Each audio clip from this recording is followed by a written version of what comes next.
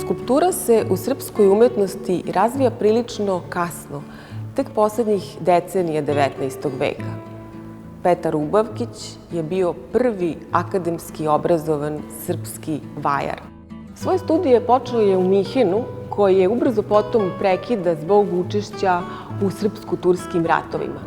Nakon toga dobija državnu stipendiju i studije vajarstva nastavlja u Rimu. Nakon 4 godine završava studije i nastavlja da živi u Rimu još 7 godina. Upravo u to vreme, tačno 1885. godine, nastaje i Ubavkićeva Ciganka. Iste godine kada je nastala, biva izložena u okviru velike kolektivne izložbe u Palati Tenerani u Rimu i među mnogim umetnicima upravo je ona izdvojena i u štampi o Ubavkiću i u ovoj skulpturi afirmativno je pisano, čak je objavljen i crtež same skulpture.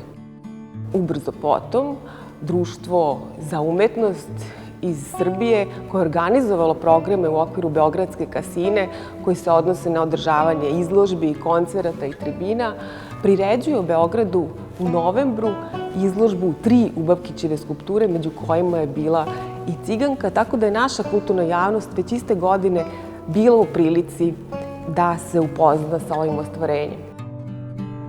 Nakon boravka i života u Rimu, kada se Ubavkić vraća u Srbiju, njegove teme u skulpturi postaju više vezane za lokalnu sredinu. On radi skulpture znamenitih savremenika, nešto manje građanskih portreta i svakako istorijske kompozicije. U tom smislu, tematski Ciganka ostaje negde izdvojena kao portret neidentifikovane ličnosti, već samo po samom nazivu koji je umetnik dao, Ciganka nosi to etničko obeležje pripadanja romskom narodu.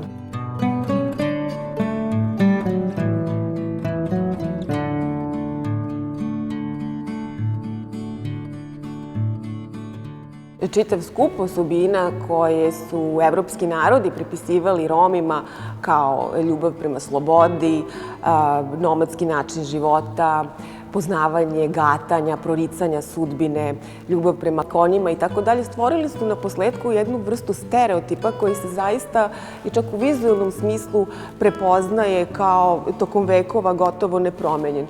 Što se tiče slikarstva i skulpture, neki umetnički izazovi za prikazivanje Roma ili romskih žena konkretno jesu mogućnost da se prikaže raspuštena kosa koja je bila u suprotnosti sa kodovima jedne građanske odeće, kostima i frizure. Pramenovi koji neformalno padaju čak kada postoji jedna marama koja pokriva glavu. Dakle, obilato korišćenje nakita i ogrlica, imamo i minđuše i dukati koji su iznad čela. Skulpturu Ciganka treba razumeti u kontekstu mesta njenog nastanka, a to je Rim.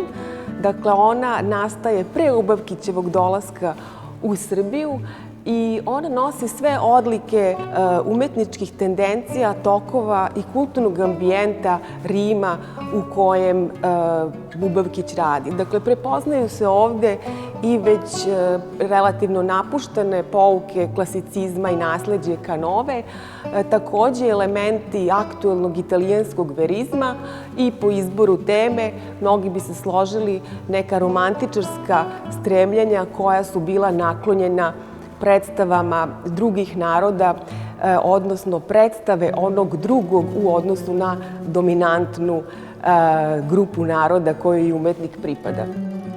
Visoka estetizacija, stilski eklekticizam, čvrsta modelacija, rad u kararskom mermeru koji Ubavkić zapravo napušta po dolasku u Beograd, jesu odlike kojima zrači njegova Ciganka.